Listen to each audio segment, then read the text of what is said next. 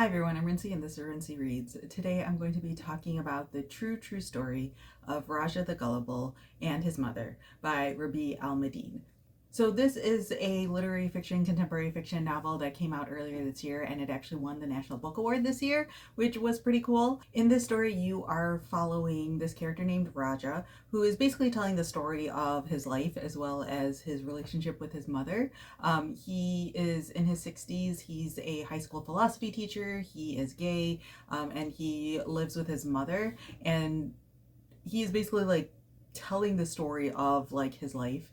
And one of the big events that is mentioned towards the beginning of the novel is that he is invited to this writing retreat in the United States, which turns out to be something other than that.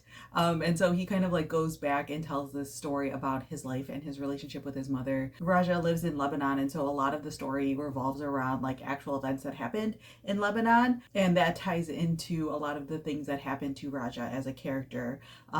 That leads to a lot of like pain and heartbreak and things like that. And Raja kind of used this writing retreat as an opportunity to get away from everything and enjoy some like peace and quiet, but it actually forces him to like confront a lot of the things that have happened to him in his past. So yeah, that's kind of like a basic summary of this book, because it's really hard to, in my opinion, sum up this book because there's a lot going on here. Rabih Alameddine is an author who I've read from before I read his book An Unnecessary Woman, and I love that book.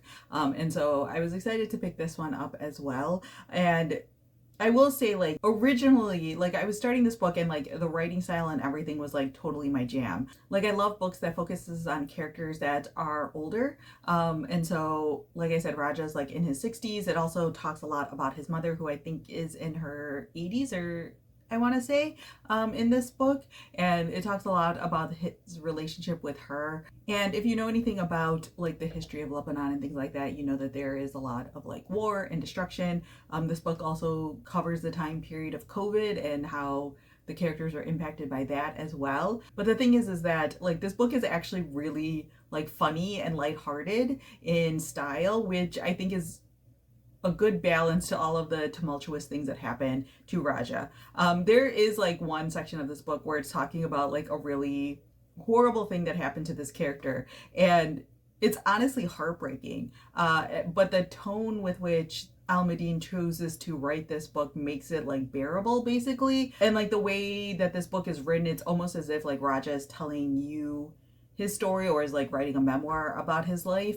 And so sometimes like I was reading about like the things that are happening and like the tone and things like that, and you're like, this is probably also like a coping mechanism, but also just like a trait of the character. Like, he doesn't like take himself or the things that have happened to him in his life like too seriously almost. It's kind of like people who have like really dry senses of humor and things like that, or like really absurdist sensibilities, when they're talking about their life, even though sometimes they're talking about like traumatic things, they kind of are able to make a joke out of it. The one like sort of downside to this book is that I think it's kind of twofold. One is like in the middle, it starts to meander a bit, in my opinion. Like, the main character again is like telling the story of his life, and he tends to like ramble or go off on tangents and things like that. And so sometimes like I felt okay with it as a reader, and sometimes I'm just like, where are we going with this story? But I also think that it's kind of cleverly done, because there were things that were talked about at the beginning of the book that I honestly forgot about, and then it like comes back around towards the end of the book, and I was like, oh yeah, like it all kind of ties together in like this really large like weaving tapestry, where you don't really realize like how all of these stories and all of these tangents could possibly fit together, but they do kind of fit together in a crazy way, which is really well done. But sometimes when you're in like the midst of it, it feels like a bit much. And then the other thing is that, as I mentioned earlier, there's like a really traumatic thing that happens that Raja talks about in the book, and like that section of the book felt like a lot.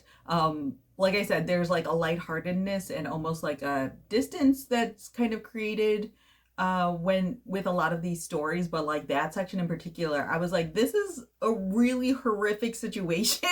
And it was like genuinely disturbing, and it felt like almost too much, and I like still don't really know how to handle it. And so like that section of the book like left a little bit of a sour taste in my mouth, and like kind of kept it from being like a 5-star book for me. Originally, like when I finished the book, I was like, okay, this was like pretty good. Like, this is at least a 3.5 star, but I feel like the more time that I've had to sit with this book, because I read this like maybe a month or two ago at this point, because I'm behind on recording videos, the more I've ended up enjoying this book. Like, thinking back on it, I'm just like, yeah, this was like a really well done book. Again, just like the way that all of these stories kind of come together, even though it feels like a lot of them don't feel related to each other, they are related to each other. And so, yeah, I feel like this was a really interesting book because it's a story about Raja, but it's also a story about like Raja and his mother. So there's this really interesting like mother son dynamic going on here where she is extremely involved in everything going on in his life, and him wanting like space and boundaries, but also like loving his mother and not wanting to like completely put too strong of boundaries on things and things like that. And yeah, like I feel like this is a pretty strong novel. Like, did I love this as much as An Unnecessary Woman? No. But I do think that it's still a really good book.